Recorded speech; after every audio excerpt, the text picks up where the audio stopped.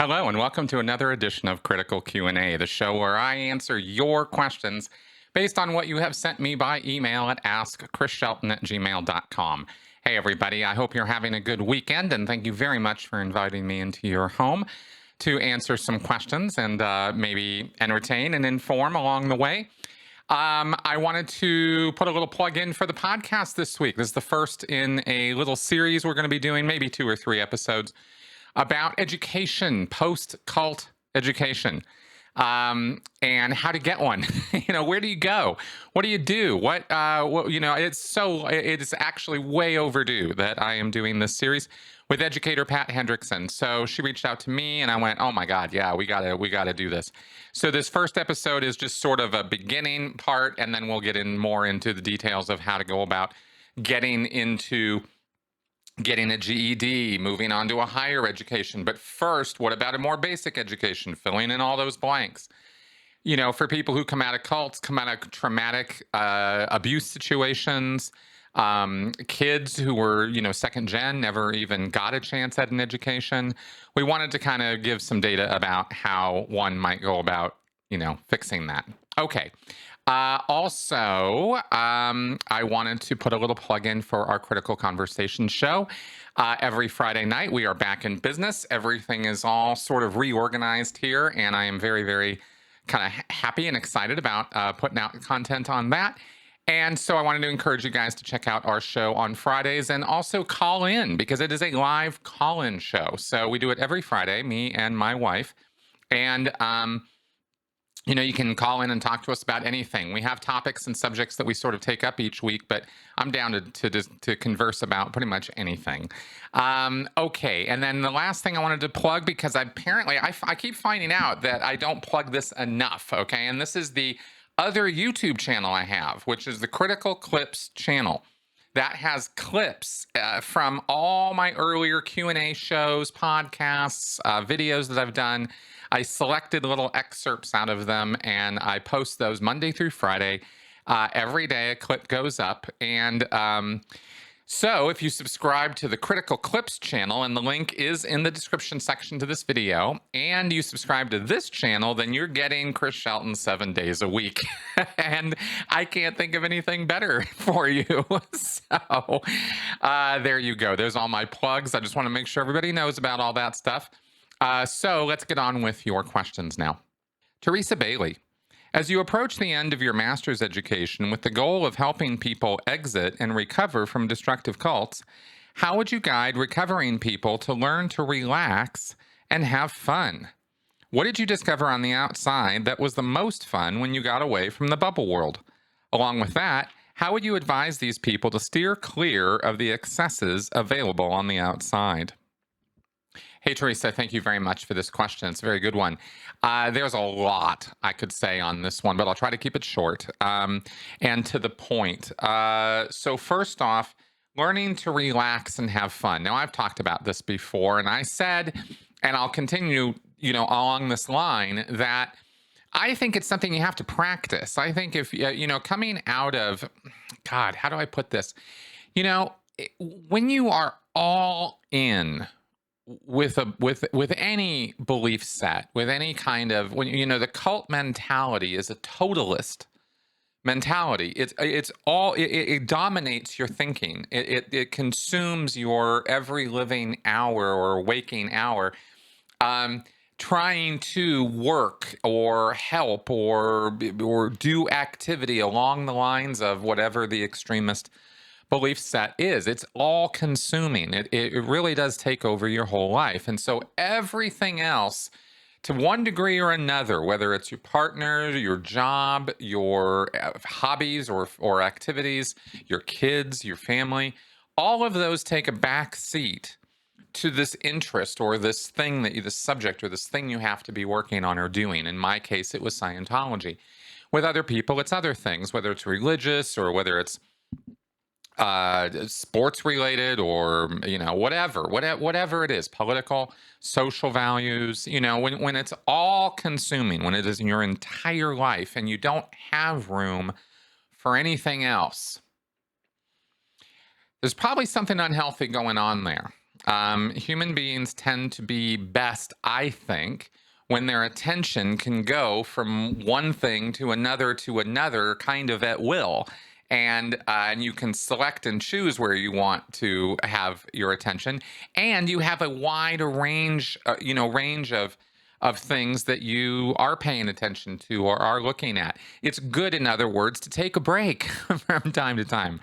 So it might feel when you are all in on something that it's the best thing you could possibly do. This is all you'd ever want to put your attention on, or invest your time and effort and money and all that in. And it might feel like, no matter what it is, I mean, really, no matter what, it might feel like this is the absolute bee's knees, best thing ever. And of course, why would you want to spend time doing anything else? But I think you're going to find, as life progresses and time moves on, that that's not really the best way to go about living one's life. Okay, so how do you get out of that headspace? Well, I think it takes practice, and this is how I had to do it. Is I had to, as you guys have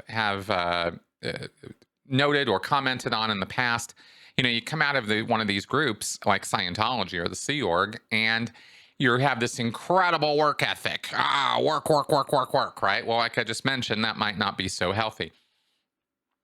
That's something you kind of get trained into, or you kind of get, pushed into, and you kind of have to pull yourself out of it by disciplining yourself really to take breaks, to give yourself a break, someplace else to put your attention from time to time. If you don't watch TV, watch some TV. If you don't go outside because you spend all your time inside, kind of flip the script on yourself. Do something very different from what you're used to doing. It will change and mess with your ability to put attention on things, your attention span. It will mess with your thinking processes. It'll mess with your habits. It'll mess with your now I'm supposed to's, because the totalist environment is full of double binds and now I'm supposed to's, guides and rules and regulations and what you have to do. And so you can get into a very fixed set of ideas of what is and isn't okay for you to do. And busting out of that means going and doing things that maybe you're like, oh, I don't know about this. I'm not so sure this is the right thing for me to do. No, try it. Go for it, right? I mean, obviously, if it's not going to kill you, And when you mention here, of course, to steer clear of the excesses. Okay, so this is one of those things where there's a little bit of school hard knocks there where you have to kind of try it and figure yourself out. I'm talking here maybe about recreational drugs or alcohol or partying or getting out socially and meeting and greeting and seeing people and making friends and forming relationships with people outside of what would normally be your echo chamber or comfort zone, or however you want to call it.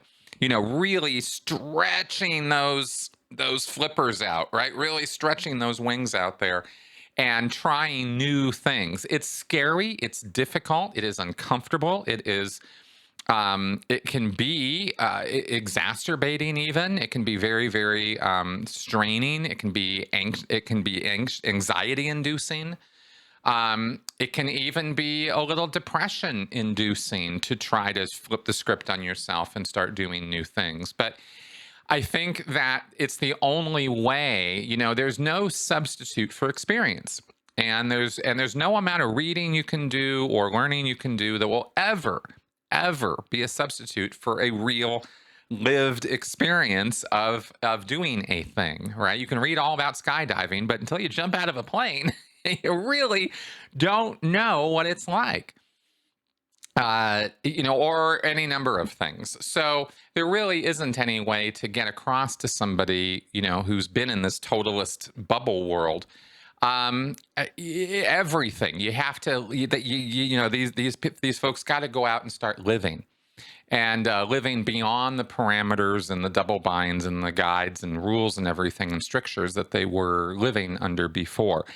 It takes energetic effort. It's not a passive thing. If you are somebody who's listening to me right now, who has been in one of these groups, it's scary. It's not necessarily like an easy thing to do to go try new stuff. But I think you'll find in doing it, and you take small steps. It's okay you don't have to go dive off the cliff right away. I mentioned skydiving. You don't have to go jump out of a plane straight away. Just take a walk, to walk around your environment, walk around your neighborhood, say hi to a few people. Start small, and then build up from there. You don't want to even overwhelm yourself with this, because that'll just make it even harder for yourself, and you'll get even more depressed or more anxious, and you'll prove to yourself how you can't do anything, right? You don't want to do that to yourself.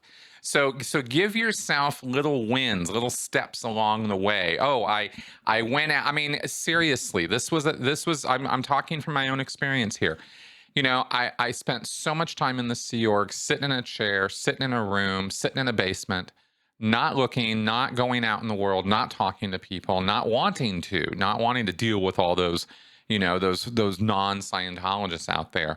We had very derogatory terms for them, which I don't even want to use anymore. So in overcoming that, you don't have to go to the other extreme right away. Just gradually do it. If it's uncomfortable for you, for example, to even go out and take a walk and potentially interact with people, right? Then give yourself 10 minutes of a walk. Just that. And then the next day, see if you can make it 15. Build yourself up a little bit at whatever your comfort level is, but push yourself a little bit. It's not so dissimilar to building up muscle or getting yourself in shape or getting fit. It's a discipline. It's something you have to practice. You have to work on. The muscle that you are retraining, by the way, or that you are building up newly, is this one, the one in your head, your brain, right? Because it responds and acts similarly, not exactly the same, but similarly to muscle tissue, not in terms of building up, but in terms of when you practice with it, you build up action patterns and neural pathways and stuff like that up here. And the only way to build that up, and the only way to change your earlier behavior, is to purposefully engage in new, different behavior repeatedly, over and over and over again, until you get used to the new way of operating, the new way of acting.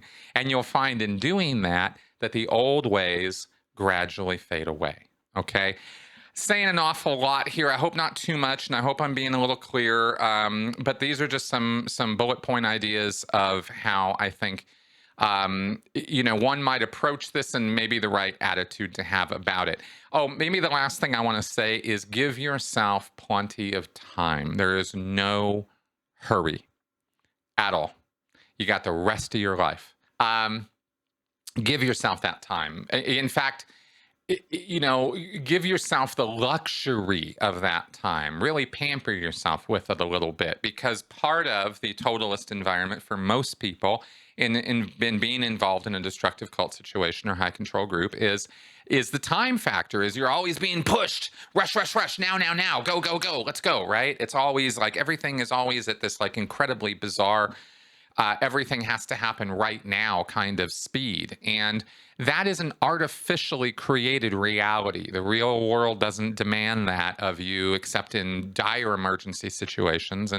And recovery from a destructive cult is not that. You want to purposefully chill out. So yeah, get out there and do things that are different for you, and flip your scripts. But be chill about it too, okay? Give yourself time to enjoy the experiences, to savor the perceptions and the sensations and the experience of it. Because that's part of the fun of it, is really getting into the experience of it. Anyway, those are some little bits of advice that I hope are useful or helpful in some way.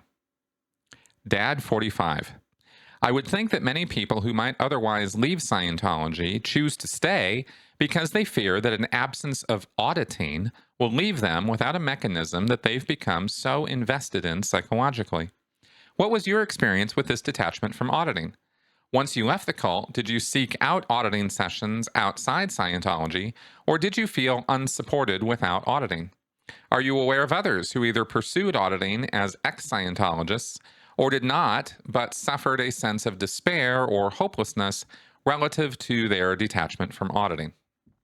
All right. Auditing is the core practice of the Church of Scientology. It's the key thing they use in order to engage in the mind control or awe experience that they want to deliver to the Scientologists.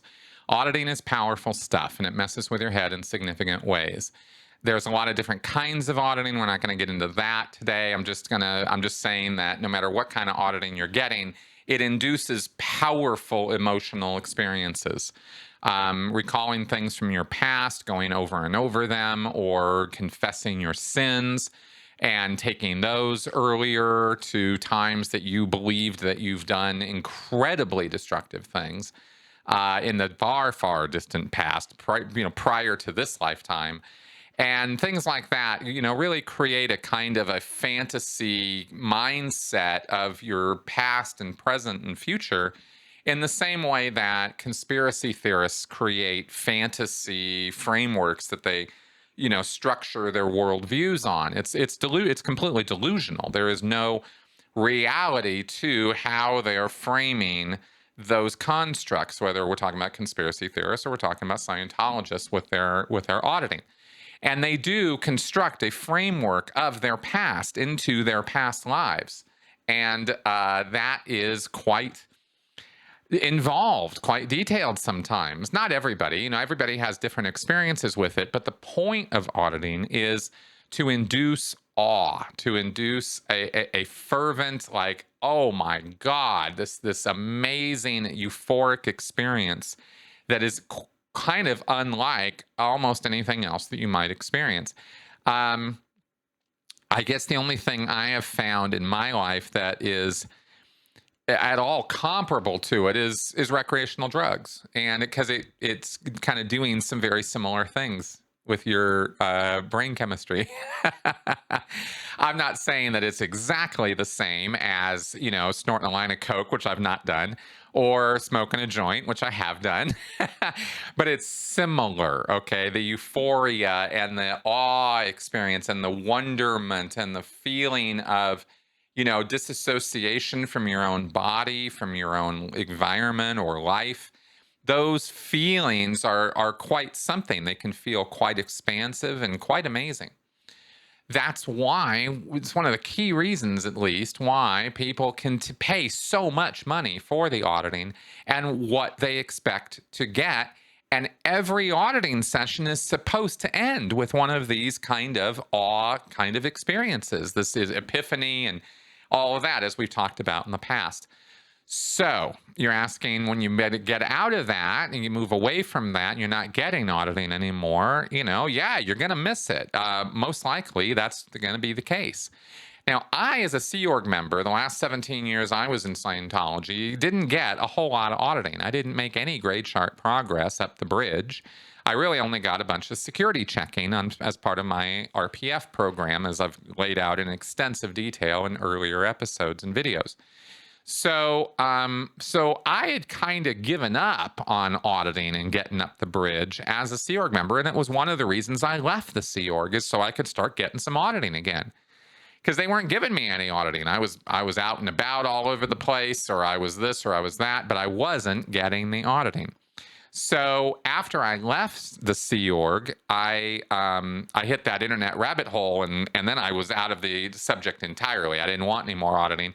And since I found out that Scientology is a money-making scam and that L. Ron Hubbard is a pathological narcissistic liar, I have not had any desire to pick up the cans or be in an auditing session. And I will never, ever go into or subject myself to something like that again. However, for people who come out, I understand that that can be quite difficult. And I think that's one of the primary drivers behind people staying in the belief set and staying as independent Scientologists, is because they want those drugs, man. They want that feeling. They gotta feed that addiction. And I don't know. The addiction's a strong word, so I don't necessarily want to imply that every single person who's in independent Scientology is an auditing addict. But I can think of very few reasons why anyone would want to continue doing Scientology other than that, because of the feelings, the euphoria that you get from it. It's quite, like I said, it's really heady. It's really an experience, but it is not one that I endorse or recommend. You can get that experience other ways that are significantly safer and significantly cheaper. Okay. So don't take this description I'm giving you as it being like a good thing, any more than if I was describing the amazing feelings that you have when you're on meth. It's like, no, it might make you feel amazing, but it's not good for you. That's that. Yeah, and as far as am I aware of people who pursued auditing or did not suffer a sense of despair, or did not but suffered a sense of despair? Yeah, absolutely. People have to get over that. I mean, it's just part of the recovery process. And usually, though, and this is kind of interesting and maybe a little different than those who come off of, hard drugs, there is a biochemical factor at play there. There's a real world substance abuse issue there, as opposed to, say, with auditing, which is more of an experiential thing. You are going to have people who are going to suffer from that, but it's tempered by learning how bad and how awful Hubbard and Scientology actually are, and usually also tempered by the moral rejection of Scientology that has to be part of the leaving process. You don't just get up and go one day. There has to be some kind of event or significant occurrence that changes the way that you're thinking about this totalist activity you're involved in. So you don't just wake up one day and change your mind and go, oh, I don't think I want to be a Scientologist anymore. Usually the church does something to you, and you find it so morally distasteful, or it's so, hits up against your idea of what's right and wrong, that you go, oh my God, this isn't what I thought it was. And then you can kind of look at it differently. And once you can do that, the delusions and the illusions and everything else start fading from the picture, and you start having a more realistic assessment of what you're looking at. But it usually takes that kind of breaking event to happen. But once it does, my point where I wanted to go with that is the lure or the allure of auditing usually kind of goes down a bit with that realization. You're like, oh, it's a con, it's a scam, this is something that is morally reprehensible, this is a bad thing. Well, your desire to continue doing it and engaging in the auditing process goes down quite a bit once you realize that.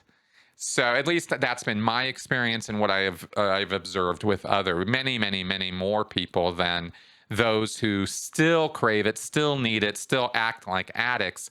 And that's where you get the independent Scientologists and people who continue with it despite knowing that it was a con and a scam, right? They just got to have that euphoria and that awe feeling and that awe experience. And they're going to have it no matter what. And then they'll go through whatever mental gyrations they need to in order to justify it. I can't say, like I said, I don't sit here in total judgment on all independent Scientologists right now that this is the only reason they're doing what they're doing, but I believe that this is central to it. And that's what I can say. Barney Saunders. Hannah Eltringham Whitfield has spoken about the frequent headaches she experienced while in the Sea Org and how these eventually disappeared after she left. I think that this must be part of the body's defensive mechanisms. It makes perfect sense that if a person is under constant and intense stress, the mind will initiate pain. Defending the body from threats and harm is the original function and evolutionary purpose of pain, to force the person to extricate himself or herself from a situation of danger which in this case is constant and extreme stress. There's a section in Steve Hassan's first book, Combating Cult Mind Control, where he argues that within the mind of a cult member, there is a struggle of two selves, between the cult self and the original self, where something of the original self that has, deep down, survived and still resides in the mind, but which struggles to make itself heard, only occasionally surfacing. I know that this is in large part an analogy to simplify and aid understanding, but I'm curious to know your opinion on how you see these episodes of pain experienced by cult members as indicative of a struggle between the cult self and the original self, for example. Did you experience unexplained, that is, with no obvious physical cause such as injury, and chronic pain while you were in the Sea Org that you can retrospectively attribute to an ongoing inner struggle between your original and cult selves, or at least your body's physical/psychological defenses? Okay, Barney, that was an involved question. Thank you for that. And I wanted to take this up because I wanted to comment on some aspects of this. First off, I think I broke down last week or the week before my idea of this cult self and inner, original self, and how this is very much just an analogy of convenience. It's not that your brain has different sections that are divided up this way, and you've got your old person as this little guy or this little voice in your head, and then you have your new self. It's a way more complicated than that, but it is a convenient way of framing the idea that you have older values prior to the totalist environment's values. Those are there, and those are baseline. This is how you were raised. This is the moral principles and guidelines you were given, etc. And then there is the cult self, which is the new set of rules and now we're supposed to's and double binds and other things that you get in the whole belief set. All of that kind of lays in, and that's newer material, and it has to go in over the top and integrate with that old material, and sometimes they don't integrate so well. So it's an interesting mix and of nonsense and pre-nonsense and all kinds of stuff that goes on in people's heads. And this is very complicated stuff. So we try to make it simpler by just saying, look, there's an old self and a new self. As far as the pain thing, I can't say for sure, and I'm hesitant to confirm or totally agree with the idea that physical pain would be a natural consequence or experience from stress. Stress can come out in many, many ways, and certainly physical pain could be one of them. Headaches, migraine, headache kind of things could be stress induced. Of course they could, or anxiety induced. And it could well be that Hannah's experience was one of stress induced headaches. And once the stress, kind of got off a bit, she chilled out and stopped having the headaches. Very, very, very reasonable explanation for what happened there, but there could be other explanations too. And I'm, not knowing a whole lot about medicine and the psychiatry or psychology of pain management. I'm just commenting sort of flyby on that. Okay, so don't take anything I say as authoritative on that matter. But I will say that I know a little bit about stress and trauma, and stress and trauma are powerful motivators and powerful influencers in our body. And they are whole body experiences. It's not just something that exists in your brain. Your whole body's involved. And I think there's a book called Your Body Keeps the Score about this exact thing, right? And how trauma can be re-experienced in lots of different ways. So very much so that this could be part of that process. I would differentiate that, though, from I don't see that really being related to the concept of the prior self and cult self.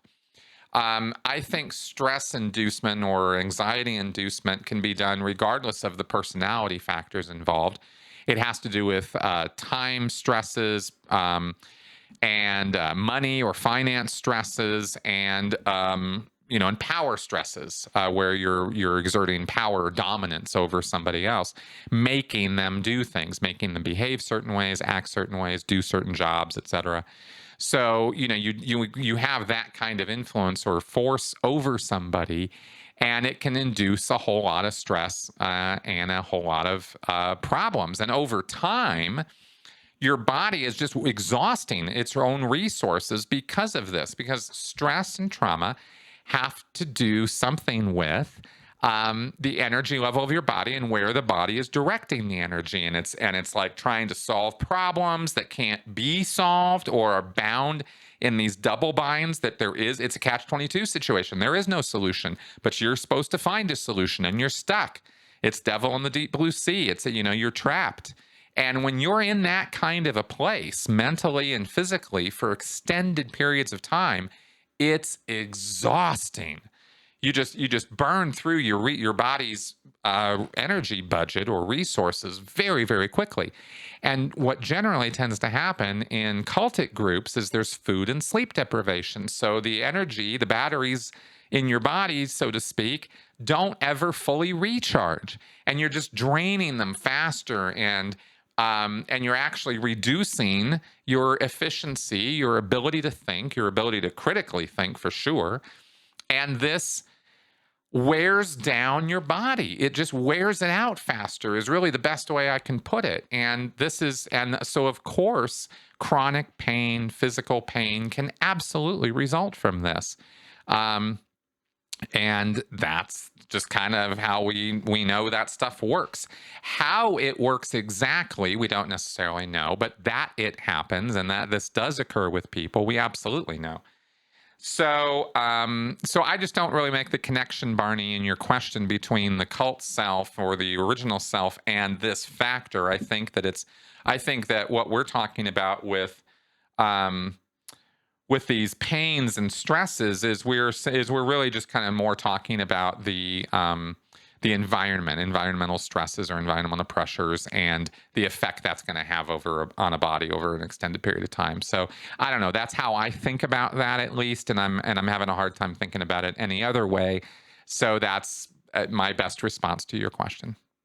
Reg, given the massive secrecy around the Xenu story, and as I understand, lukewarm reception from the OT3 participants, isn't the church afraid to put this kind of space opera stuff out there for the public? I mean, even to lower level parishioners that are expected to read all of Hubbard's material. How would they interpret these gems from their new local self-help group? The closest thing we had in the JWs would have to be the revelation stories from John and the subsequent interpretation/illustrations from JW, but even that doesn't quite compare on several levels. All right, Reg, thank you for your question. And for anybody who didn't quite grasp that, he was being very sarcastic in his question because he's asking basically, how is it that Scientology is putting all this, fantastical space opera, space civilization, Star Wars, weird stuff out there for public that's not confidential material? History of Man, the St. Hill Special Briefing Course lectures. There's a ton of material in Scientology that is quite wild and crazy stuff that is not confidential.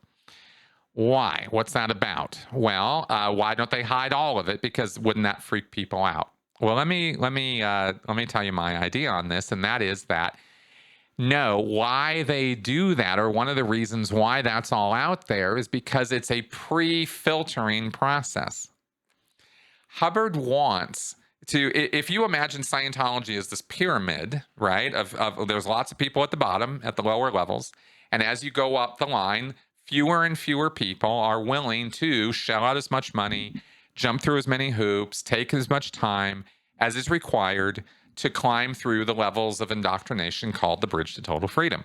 And it takes a long time. It's years. It's a dedicated effort on the part of any Scientologist to get themselves up the bridge. It's a lot of work. It's a lot of money. It's a lot of time. So not everybody's going to make it. Who comes in is going to make it all the way to the top.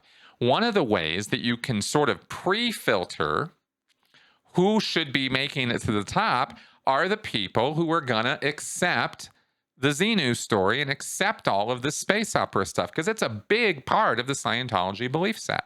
You have to go for it. You can't be a Scientologist for very long and not get into the whole past life thing. It just, you have to go there. So they want to filter out those people who absolutely positively will not go there. Don't want it, don't want to have anything to do with it, think it's crazy, right? What? Star Wars, what? Piltdown Man, what? All the crazy stuff from History of Man.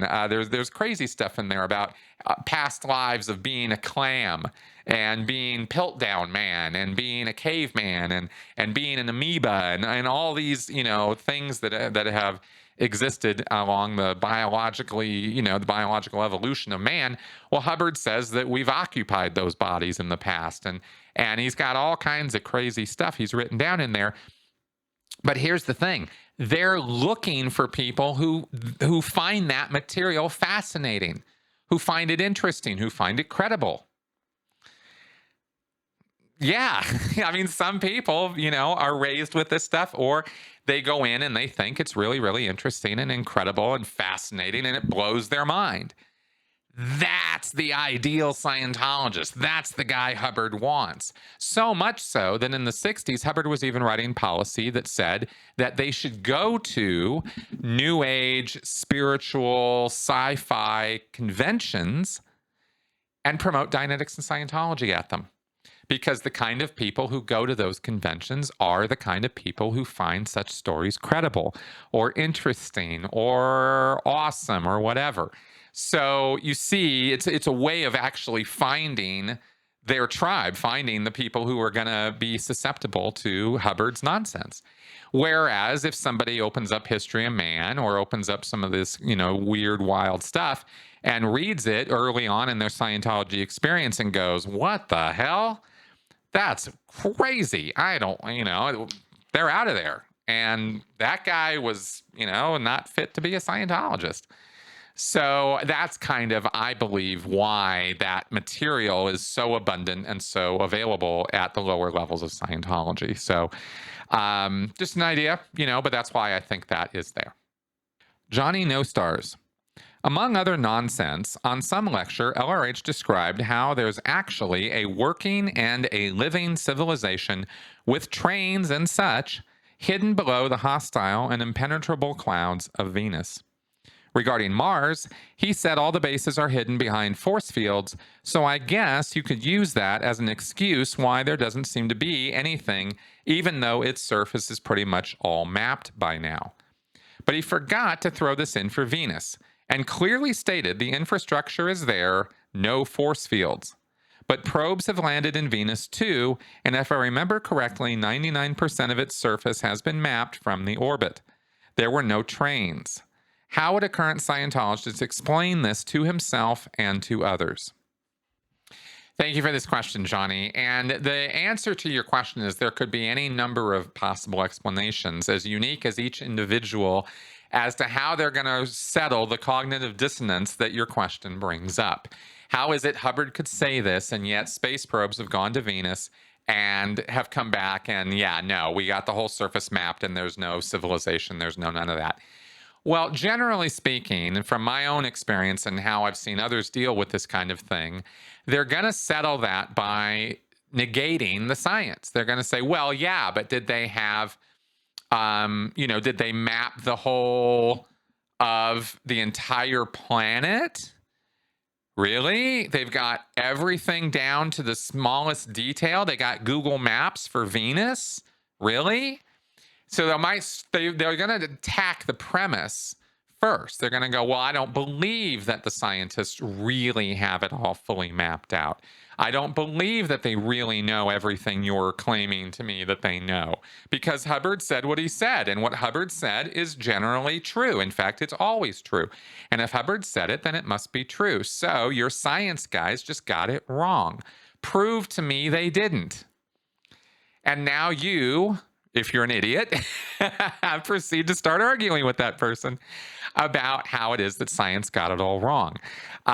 Because they're not gonna believe, right? You can always negate a positive claim. Well, this is the claim, XYZ. Nah, No, I think there's some exception somewhere. You don't even have to dream up. I mean, if you're not a very good critical thinker, or you are motivated, you're engaging in motivated reasoning, right? You really need to believe this is true. Then it's easy to negate positive. Nah, I don't believe it. No, no way. And you really don't have to go a whole lot further than that, because you're set. What you're doing is you're not. Maybe this might be a way of explaining this that I haven't used before. When you're engaged in motivated reasoning, when you have to believe that something is true, you're not really using rational thought or logic or reason to carry through the logic train to get you to the conclusion that you've already come to.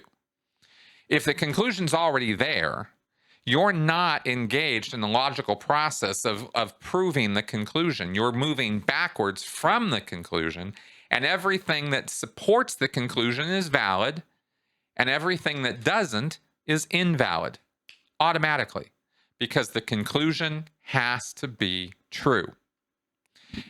That's the exact opposite of critical thinking. Critical thinking, scientific thinking, or reasoning involves here's fact A, here's fact B, here's fact C. What conclusion can we draw from these facts? Not knowing what the conclusion is. You don't have any preconceived idea. You just have these facts, and the facts are verified. It's evidentiary. It's okay, here it is. A is true, B is true, and C is true. We verified independently that that is the case. Therefore, D, right? But that's not what's going on in the head of Scientologists or any cult member. What's going on in their head is the conclusion is true.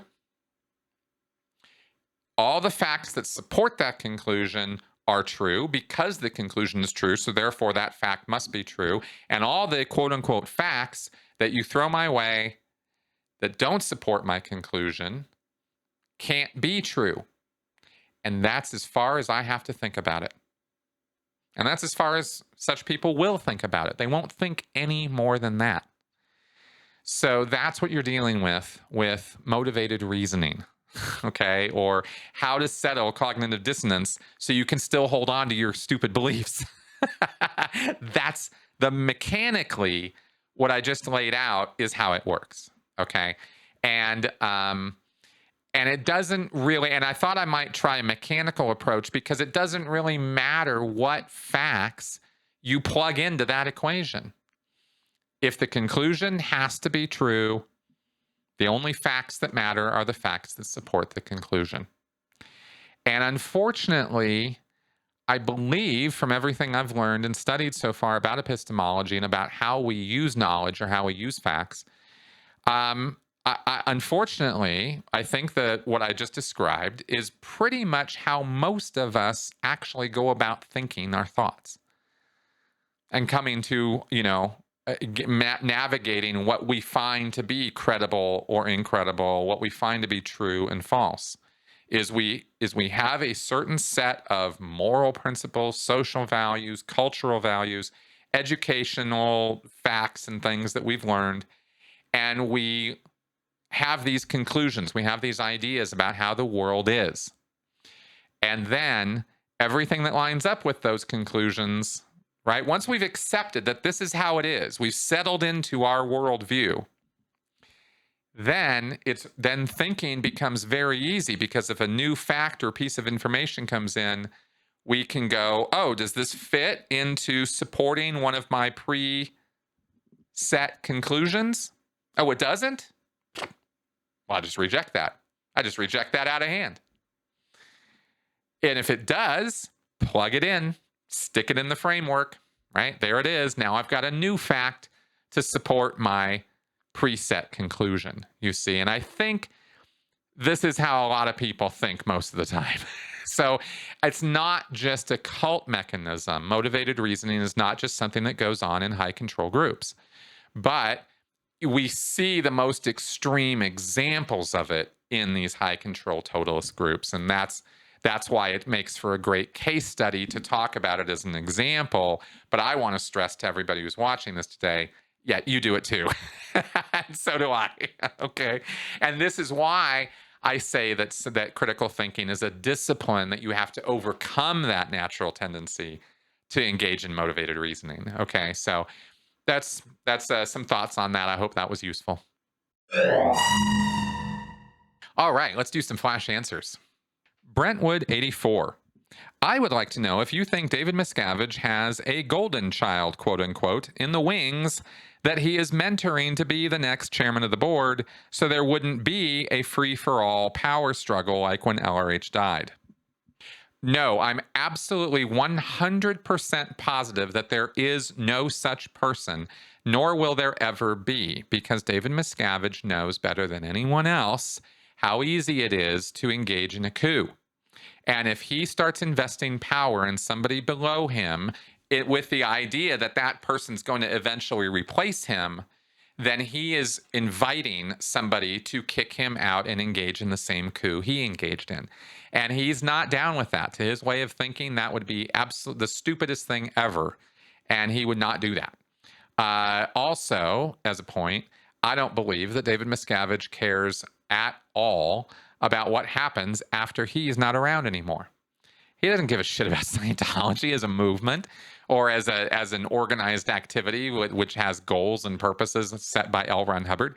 Miscavige doesn't care about any of that. So why would he care about what happens with Scientology after he's gone? It's a mechanism and vehicle for him to service his own needs and wants and whet his appetites. And that's what Scientology is to David Miscavige. Adria Vici Halub. What's your favorite graphic t-shirt currently in your wardrobe? My favorite tee is this one here, which I'm throwing up on the screen right now. This is the Cure for Stupidity one. I love it, and it is available on my Critical Merchandise site, which is linked below in the description section if you guys want to have a shirt or hat or something with that graphic on it. Steve Wood. I've learned through years of looking into Scientology that once one reaches OT8, Hubbard tells people that they will acquire all the unbelievable powers. Have you met anyone who can display these powers, or has anyone ever seen anybody admit to acquiring these powers?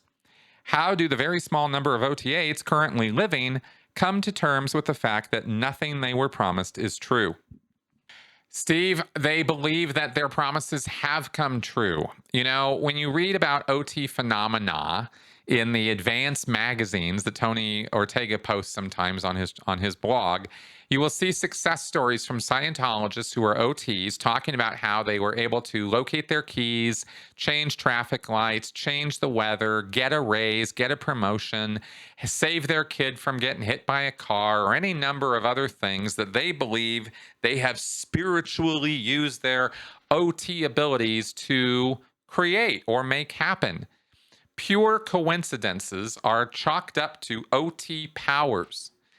That's how delusional Scientologists are about their quote-unquote abilities, is they will see that they are true by just making up stuff from random occurrences in life. This is not different from what people do with prayer or with lots of other incantations or magic, or, you know, all kinds of other practices that people engage in order to try to reframe or recreate reality in the way they want it to be. It's really that simple. And unfortunately, it's that stupid. And there you go. All right, guys, thank you very much for coming around and watching me blabber on here. I hope these answers were informative, educational, and entertaining to you in some fashion or another. And thanks again, like I said. If you want to support the channel, support my show, help me out with what I'm doing here, help keep these lights on and my soundboards going, then please, please, please do consider supporting me through Patreon. I really do need the support from you guys. It really helps me out. In fact, it's the thing that keeps a roof over my head. And it allows me to continue making this content for you. All right, so that all being said, check out my Patreon link below, and I will see you guys next link. Bye-bye.